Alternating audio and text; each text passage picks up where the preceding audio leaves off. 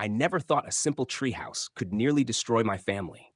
But that was before Karen Dunn, the president of our homeowners association, decided to turn our quiet street into a battlefield.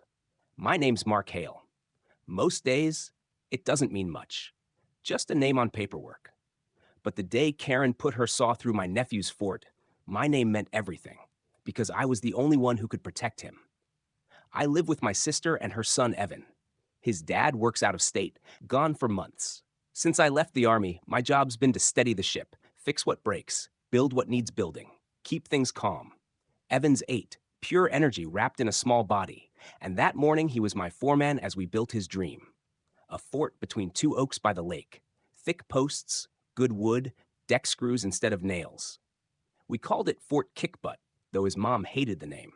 He grinned through sawdust and sunshine, announcing royal decrees from inside his castle. For him, it was magic. For me, it was peace. Our only problem was Karen Dunn. She ran the HOA like a drill sergeant on a power trip. She believed in lawns cut to regulation length, houses that looked identical, and joyless order. To her, our fort was an unapproved structure, a violation that had to go. She slipped threatening notes under our mat. I used them to light the grill. I figured eventually she'd give up. I was wrong. That Saturday, she marched across the lawn, had her power suit absurd in the summer heat, her voice like gravel in a blender. She threatened fines, covenants, action. I stayed calm, told Evan it was fine, but her eyes narrowed with the promise of something worse. Evan asked me quietly if she'd destroy our fort.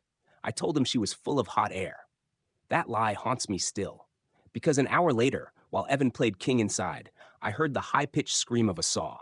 I turned, and there she was, Karen, cutting straight into one of the main posts. My blood froze. "Stop! He's inside!" I shouted, running.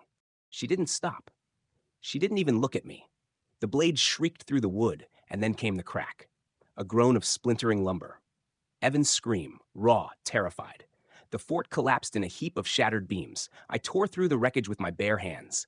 My training screamed at me to neutralize the threat, but my heart screamed louder, "Find Evan." I dragged planks aside until I saw him pinned, leg bent wrong, face pale. He whimpered, "Uncle Mark." I kept him still, checked his breathing, promised him he'd be okay. Neighbors ran. Someone called 911. Karen just stood there, saw dangling in her hand, face twisted between shock and satisfaction. Sirens wailed. EMTs stabilized Evan. Deputy Torres, a calm, hard-eyed man, arrived, saw the scene, and didn't hesitate. He arrested Karen for aggravated assault and child endangerment. The click of cuffs was the sweetest sound I'd heard in years. But I knew it wasn't over.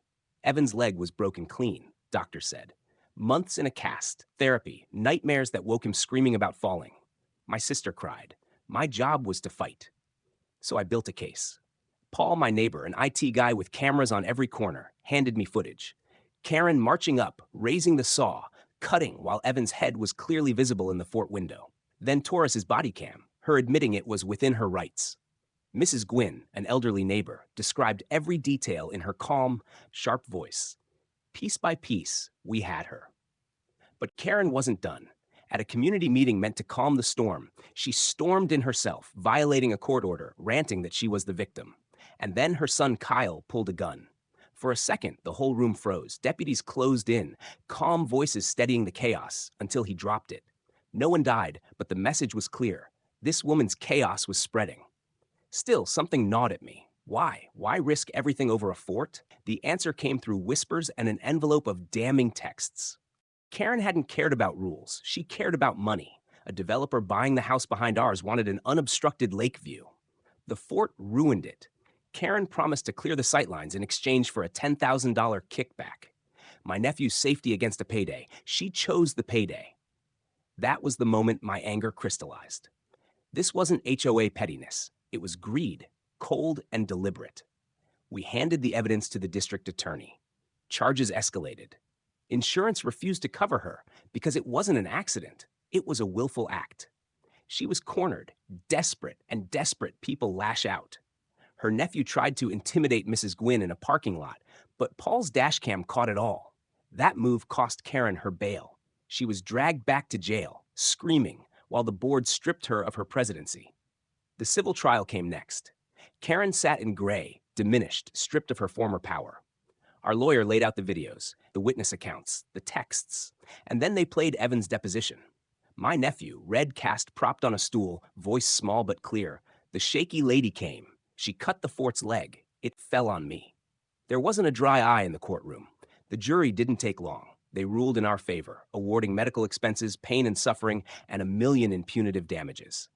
Karen slumped, destroyed. She'd lost everything: freedom, reputation, money. But even that didn't heal the empty patch of grass where Fort Kickbutt once stood. That Saturday, I began rebuilding. I thought it would just be me and Evan.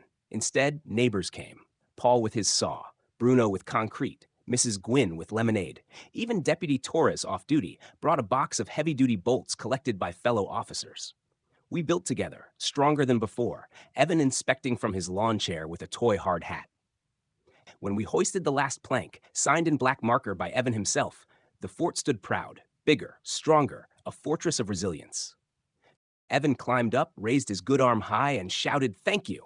The cheers that followed washed the street clean of months of fear. Karen went to prison. Her family scattered under charges. The neighborhood healed. Evan's nightmares faded. His scar turned pale. Life moved on. Months later, I saw her again.